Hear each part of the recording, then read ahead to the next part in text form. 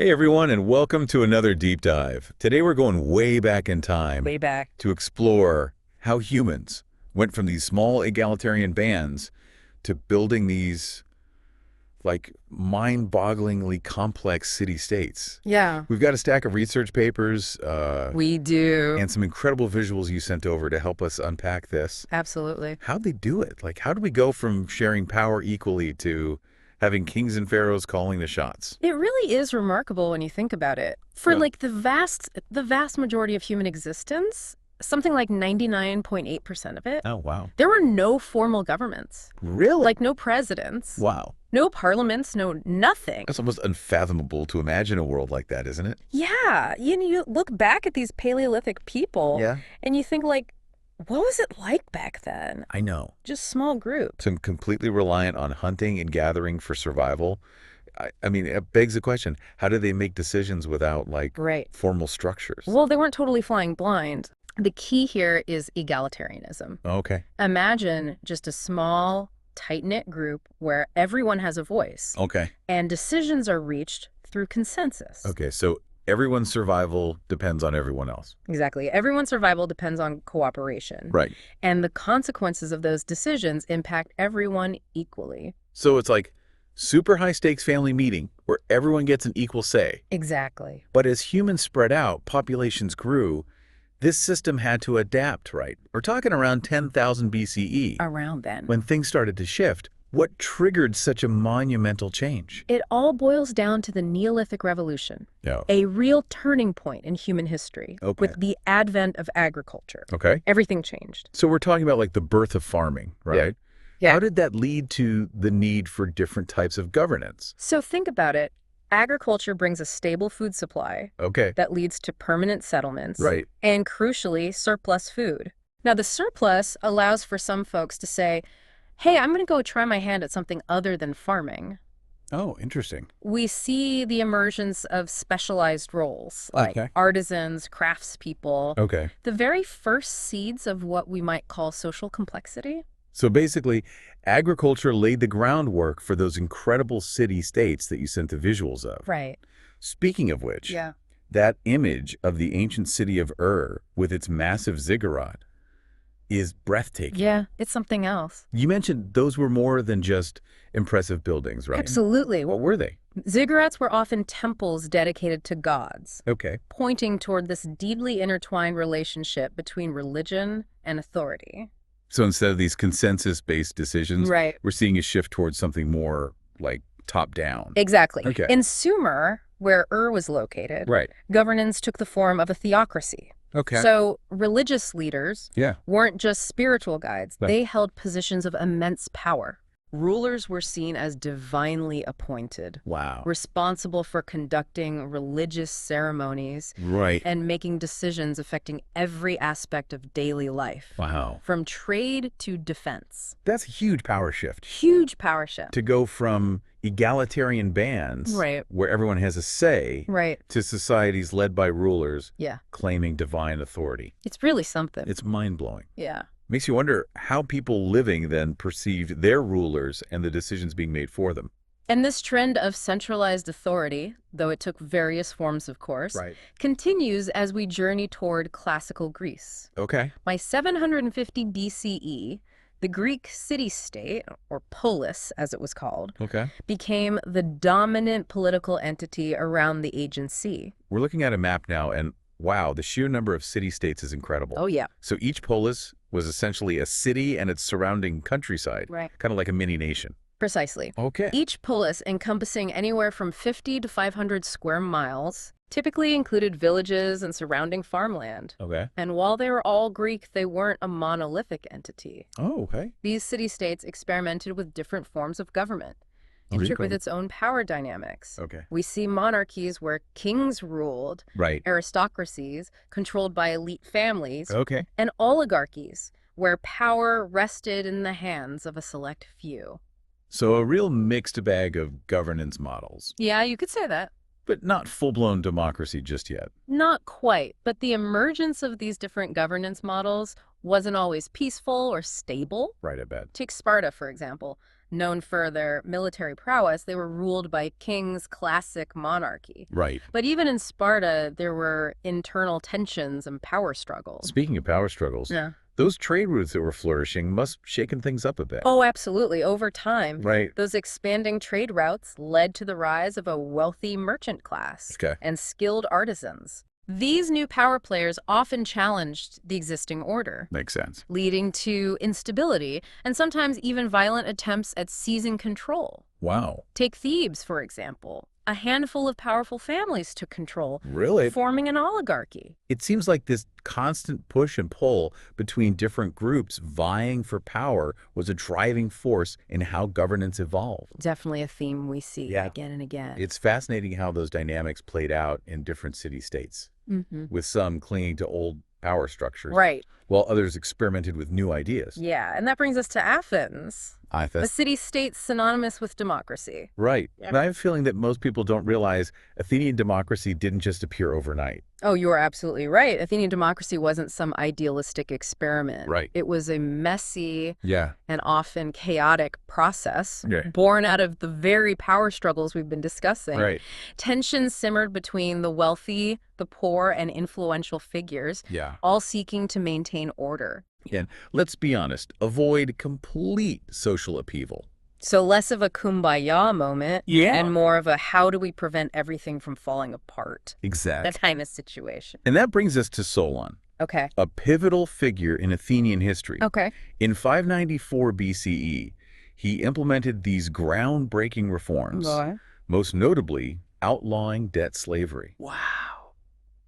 Imagine the audacity. No, to outlaw a practice so ingrained in the fabric of society at the time. Can you imagine declaring that no citizen could own another? That must send shockwaves through Athens. I'm sure it did. So it sounds like Solon was trying to level the playing field a bit. In a sense, yes. Okay. But he didn't completely dismantle the existing social hierarchy. Right. He reorganized Athenian society into 4 classes based on wealth, Okay. each with varying levels of political influence. Okay. Even the lowest class, the thetes, Oh. though excluded from holding high office, Okay. are still allowed to participate in public decision-making. And that's where the ecclesia comes into play, right? Yes. This Athenian assembly, open to all citizens. That's the one. Tell me more. Well, think about it. Yeah. Solon's introduction of the ecclesia was nothing short of radical for its time. Okay. Ordinary citizens, regardless of their social standing, Right. could participate directly in government. Wow. They could debate Wow. and make decisions that directly impacted their city. Wow. Even though it wasn't full-blown democracy as we know it today, Right. it was a massive leap forward. Oh, absolutely. A massive leap forward. To go from divinely appointed rulers to citizens participating in government, I know. Quite a change. it's mind-blowing. Yeah. And this is where another key figure enters our story. Oh, Cleisthenes. Cleisthenes. Around 500 BCE, he introduced even more reforms, He did. building upon, like, the foundation laid by Solon. Yeah. Okay, before we dive into Cleisthenes and his impact on Athenian democracy, Yeah. I need to pause for a second. Oh. It's just mind-blowing to think that those early Athenians were laying the groundwork for principles we still hold dear today. I know. Voting, civic engagement, having a say in how we're governed. It's incredible. It wasn't perfect, but it's remarkable how those early experiments continue to resonate, you know? They do, and the Athenian story reminds us that governance is a process, Right. constantly evolving, Yeah. always with room for improvement. Always room for improvement, yeah. Even in Athens. Right. Citizenship wasn't static. Okay. It could be awarded to those who had done extraordinary service to the state.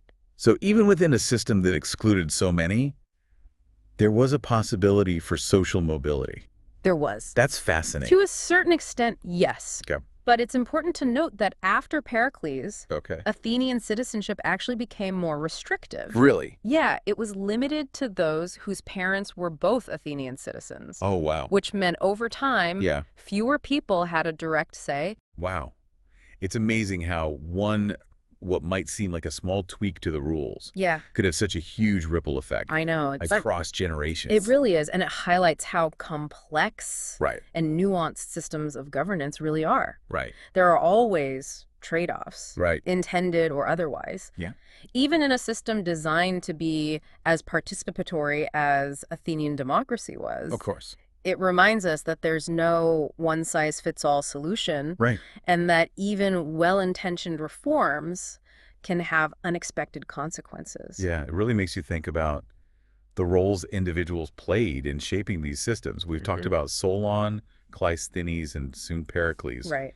Each of them left their own unique mark on Athenian democracy. Absolutely, that's such a vital point. Yeah. The evolution of governance isn't just about these abstract ideas or system. Right. It's about real people, Right. their motivations, Right. their successes, Yeah. and yes, their failures too. Right, of course. Yeah. History is full of these fascinating characters Yeah. who dared to challenge the status quo, Right. for better or worse. It reminds us that history is made by people, Yes. not just by some, inevitable march of time. Exactly, and it shows that individuals have the power to make a real difference. Right. Even in a system like Athenian democracy, where collective decision-making was so highly valued, Right. individual leaders still played a crucial role in shaping its trajectory. I'm picturing that image you provided of the Athenian assembly. Yeah. The ecclesia Yeah. in action. I know. Can you imagine the debates? Oh, yeah. The clash of opinions, Yeah. the sheer number of people trying to make their voices heard? I know, it must have been quite the spectacle. It must have been. It must have been. And those debates, those disagreements, Right. were essential to the democratic process. Okay, They allowed for different perspectives to be heard, of course. and for, ideally, the best ideas to surface. Right.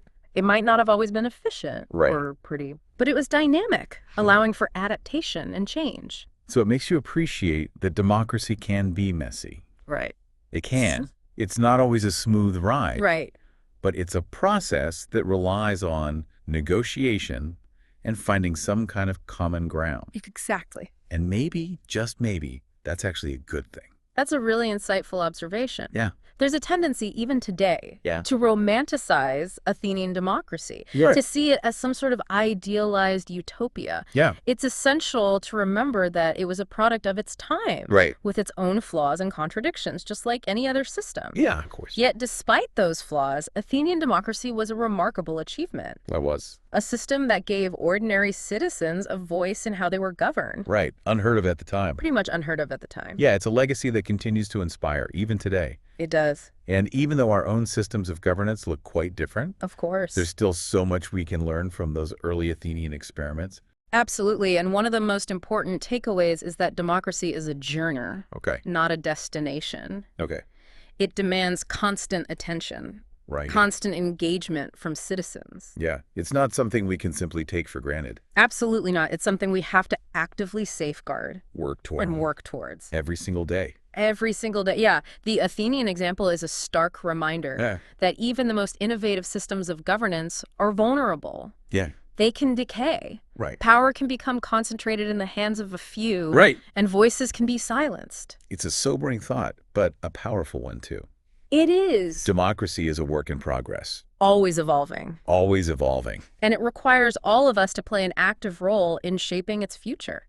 Well said. And as we delve deeper into the history of governance, we see these themes: power, participation, and change, Yes, recurring time and time again. they do. The story of Athenian democracy is just one chapter in a much larger ongoing narrative. It is. One that continues to unfold today. Absolutely, and it's a story full of unexpected twists and turns. It is, which reminds me, Yeah. we have those 2 videos you recommended Yes. about Greek direct democracy Right. and the meaning of democracy in Athens. Yeah, those are great. Those would be amazing resources for anyone wanting to dive even deeper into this topic. They offer some really great Right. additional context For sure. and perspective. Speaking of perspective, it's just incredible to think how far systems of governance have come. I know, right? From small egalitarian bands to the complex and at times chaotic democracy of Athens. Yeah, And we're just getting started. we are. It really highlights that our own systems of governance, as advanced as we might think they are, Right. aren't the final chapter in this long and winding story. They're just one small part of a much larger Right. and constantly evolving narrative. And what a narrative it is makes you wonder, what will the next chapter hold? What will it hold? What new forms of governance will emerge as humanity continues to grapple with these fundamental questions of power, participation, and change. It's a question worth pondering. It is. And on that note, You know, it's a lot to process. We've covered thousands of years of history I know, right? in what feels like minutes, It flew by. from those early egalitarian bands Yeah, to the rise of city-states right. and the birth of democracy in Athens. Amazing. It's incredible to see how humans have grappled with the idea of governing themselves. It really is fascinating to trace that evolution, isn't it? And when we step back to look at the bigger picture, Right. we see some recurring themes. Like what? Well, one that stands out is this constant tension between egalitarianism and hierarchy. Right. How do you balance individual freedom with the need for order, Exactly. especially as societies grow larger and more complex? It's a question that transcends time and place. We Yeah. saw it in the shift from those Paleolithic bands to city-states, and it's a theme that will continue to pop up again and again throughout history. Yeah, and let's not forget the question of who gets to participate in the decision-making. Oh, absolutely. As groundbreaking as Athenian democracy was for its time, it still excluded a significant portion of the population. It did. That question, who has a voice, who is excluded, that's fundamental to any system of governance. Right. And it's something we're still grappling with today. How do we ensure that everyone has an equal opportunity to shape the decisions that impact their lives? It's a challenge that continues to define our political landscape. It's like we're constantly trying to build upon, refine, improve upon those early models, We are. striving for a more inclusive Right. and equitable system of governance. But it's an ongoing process, Oh, absolutely. one that requires constant vigilance Right. and a willingness to challenge the status quo. Precisely. And as we've seen, the road to progress isn't always linear. Right. There are setbacks, revolutions, unexpected turns. Yeah, The story of governance is full of twists and turns, it really is. reflecting humanity's ongoing quest to create systems that balance individual needs with the greater good, It makes you really appreciate the fragility of systems like democracy. doesn't it? It's not something we can ever take for granted. No. It requires constant nurturing, open dialogue, and a commitment to protecting those fundamental rights and freedoms. It's a powerful reminder that democracy is not a destination, but an ongoing journey, A work in a progress. work in progress, and it's a journey we're all on together. We are, and it demands active participation from each and every one of us. Right. We can't just be passive observers. We need to engage in the process, Right. raise our voices, Yes. contribute to shaping the future we want to see. Well said. What a whirlwind tour this has been. I know, right? From those early egalitarian bands to the bustling city-states, Right. the revolutionary experiment of Athenian democracy. It's amazing. We've covered an incredible amount of ground. It's been a privilege to retrace these historical steps It has. and explore the roots of governance with you. It really has. It never ceases to amaze me how much we can learn from those who came before us, Right. both from their successes Yeah. and their failures. For sure. I think the most important takeaway from our deep dives today is that the story of governance is far from over. It's not, is it? It's a story that's still being written, It is. and we all have a role to play in shaping that next chapter. What will the future of governance look like? Right. What new challenges will we face, and what innovative solutions will we create? Those are questions for all of us to ponder. Indeed, as we move forward, it's essential to keep exploring, keep questioning, Keep the conversation going. keep those conversations going, because the pursuit of a more just and equitable world is a journey worth taking together. Well said. Thanks for joining us on this incredible deep dive, everyone. Until next time, keep those minds curious and those imaginations sparked.